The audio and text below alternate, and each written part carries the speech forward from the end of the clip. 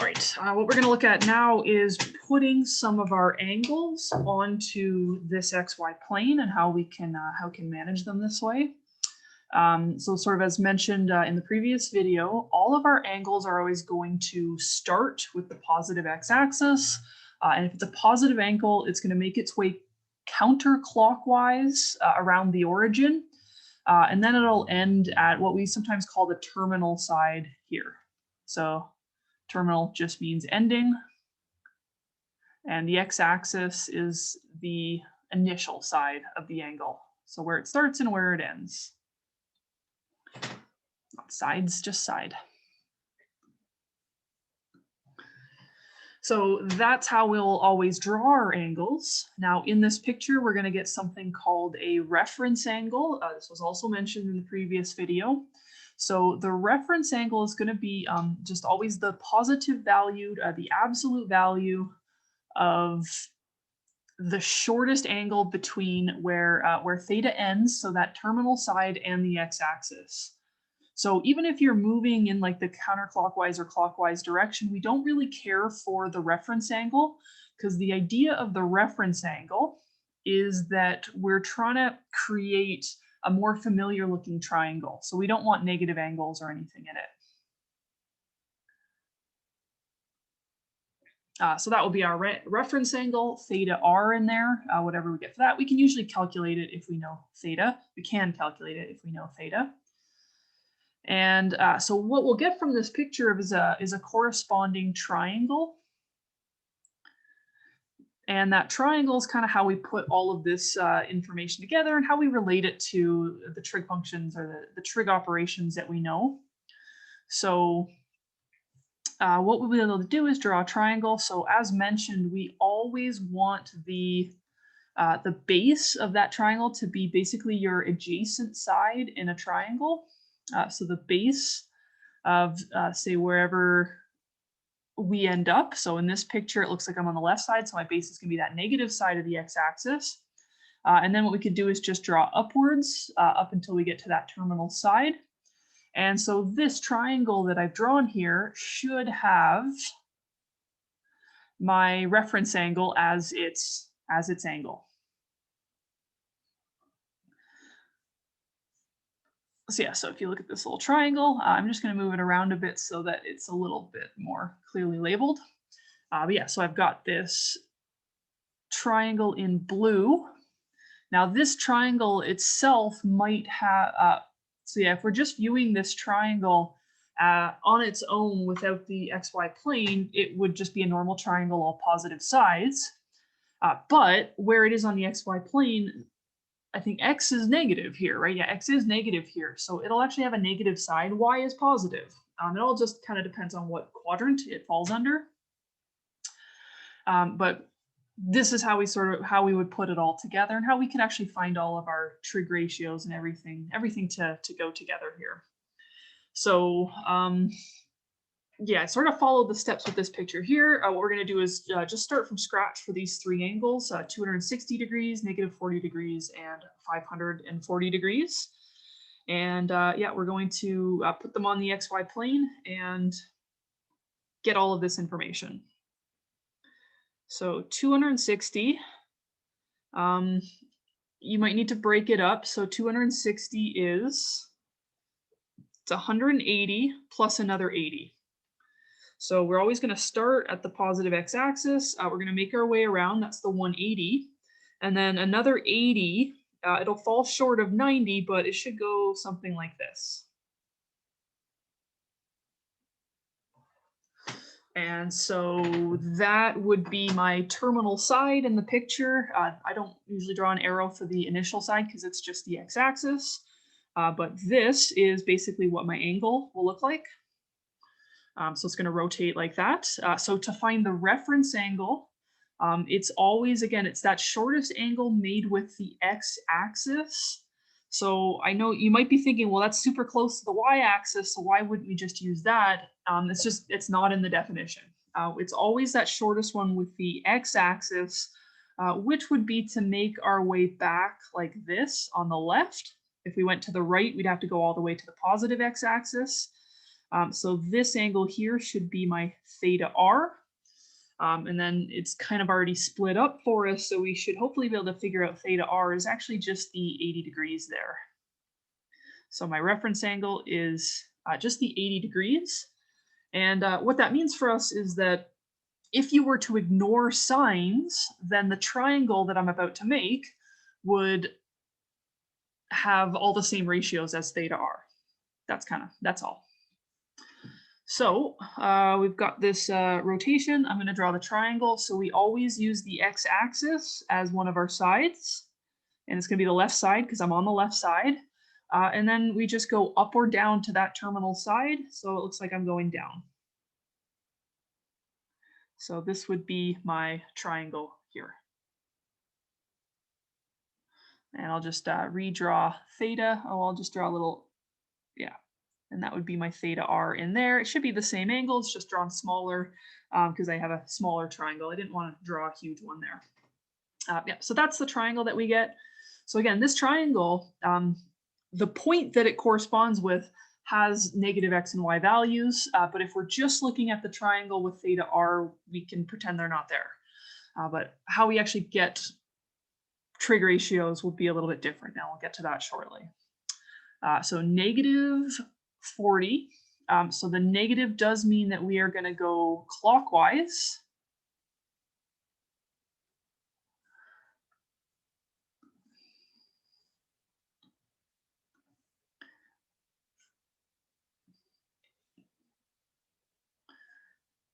And so go in the clockwise direction. 40 is less than half of 90.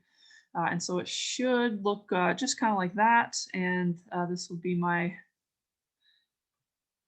terminal side there. All right, so clockwise, it just goes the other direction.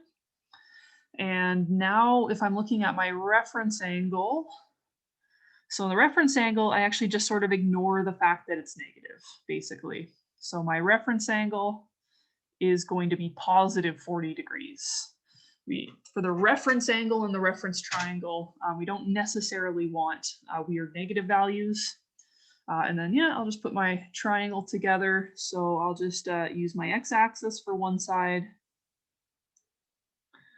And then I have to go down to that side for my y, or my opposite. And this should be my reference triangle here.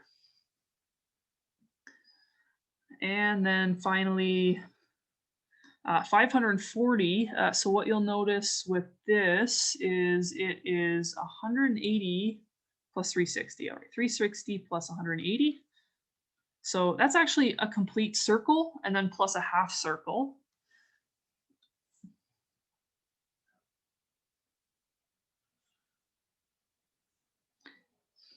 And so if I draw this, it'll be the complete circle plus a half circle. Ooh, that doesn't look great, but hopefully you get the idea there.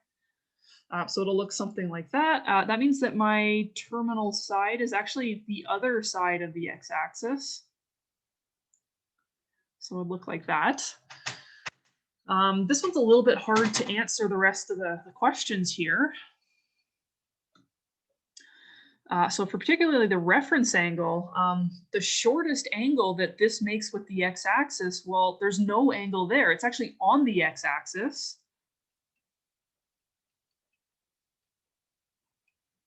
So my reference angle is 0, which is a little bit annoying, but that's what it is. So the reference angle is going to be 0.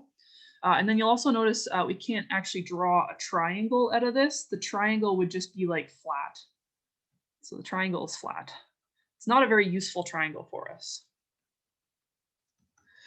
So we probably don't want to use these triangles to answer questions about something like this. We'll have other methods to deal with this. But yeah, so this is how we put our angles there, how we get our reference angles. So what I want to do now is talk about how we're going to put all of this together to figure out trig ratios if I hand you a bunch of angles. And so we're going to start getting into some of those special angles. All right, so we're at the meat of this. So they look like super simple problems, especially compared to other functions. but these are going to be a little bit time consuming to actually find these solutions here. So what we're going to do is find all of our trig ratios for a couple of these angles, 135 degrees and -2π/3. So you should know that immediately from looking at these are not between 0 and 90. So we're not going to be able to just draw a triangle and go from there. So we've got to put these ideas of putting these triangles on the XY plane to get our answers for these. So it should all sort of come together right here. So what I'm going to do for 135 degrees is I'm going to start by drawing it and getting the reference angle.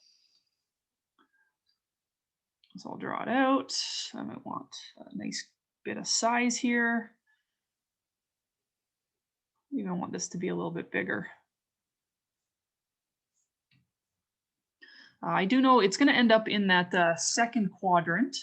So I'm just going to leave myself a little bit of extra space in that quadrant so I can use as much of it as possible. So 135 degrees, I'm going to draw this angle going around. So starting at the positive x-axis, that'll be 90 plus another 45.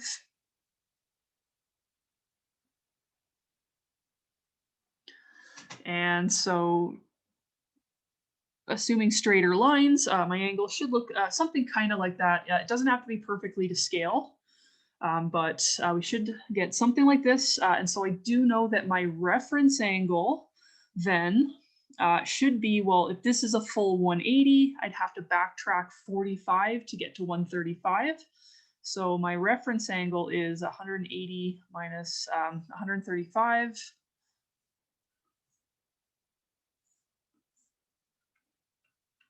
Is the 45 degrees. And so what I'm going to do is use what I know about 45 degrees. That's one of those special triangles. I'm going to use that to figure out the lengths of the triangle that I would draw in this section. So step one, I'm going to get my reference angle. Step two, I'm going to use the reference angle to draw a triangle. And so using what we just talked about, I will always use the x-axis as the base of my triangle. I'm going to actually make that thicker. And then we go up or down to the terminal side of that angle. And then what I should have is a nice right angle triangle from there. And if you know your two triangles, I'm just going to quickly jot the two special triangles up at the top here. But this is the 45.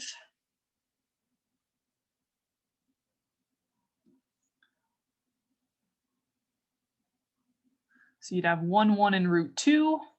And then the other triangle be your 30, 60, 90. Sorry, it doesn't look great. 30, 60, and that one is 1, 2, and root 3.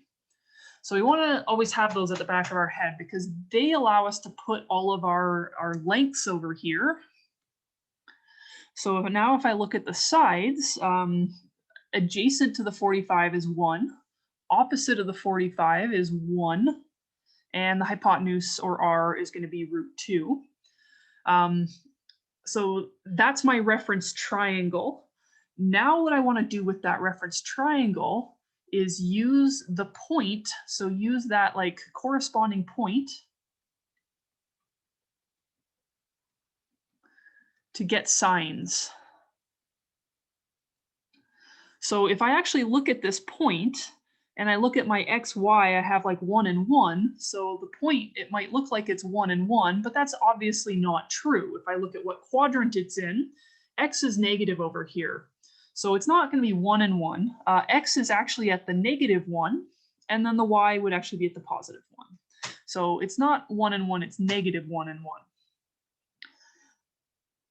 So because I'm in that quadrant, what I'm going to do is assign the sides, instead of just a length, I'm going to give them a directed length to go with those point values there. So in my triangle, what I'm going to do is just call that a -1. And then this one, it's already positive by default, but I'll just put a positive out front just so you see where I'm getting those from.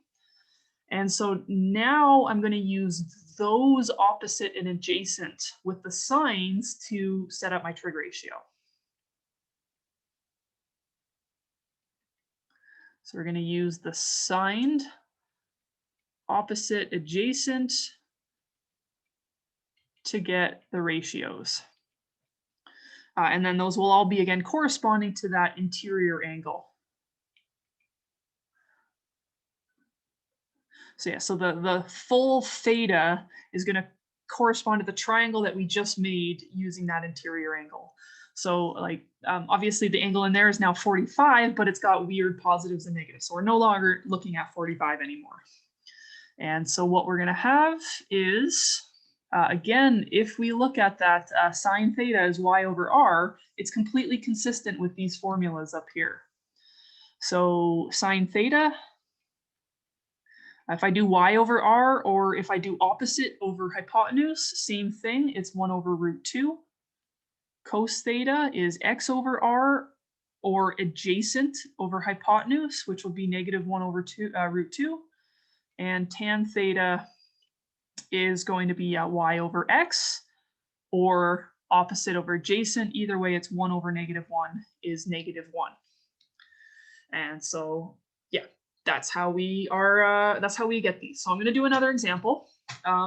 These are all basically the same from here, but it is a lot to take in. You're doing quite a lot to just get these simple little outputs. Okay, so for B, what we've got here now is a -2 pi over 3. I don't love working with radians, so I'm going to rewrite this as -2 times 180 degrees over 3. So -2 times 60 is -120 degrees.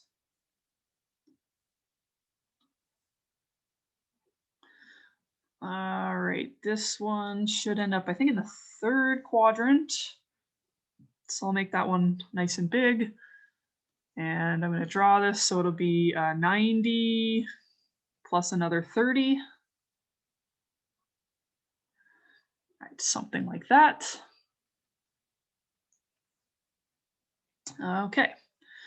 Yeah, so I'm going to go through, follow everything that I know to do here. I should be able to calculate that this, I need another 60 to get to the right angle. So I can write that in there.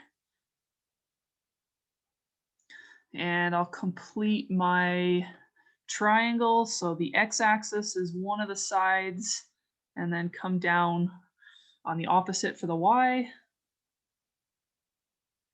And so that will be my triangle. And then now what I'm going to do is use, again, that's a special triangle with the 60. So I should be able to use the triangle up in the top right corner to figure out my sides. Opposite of the 60 is the √3.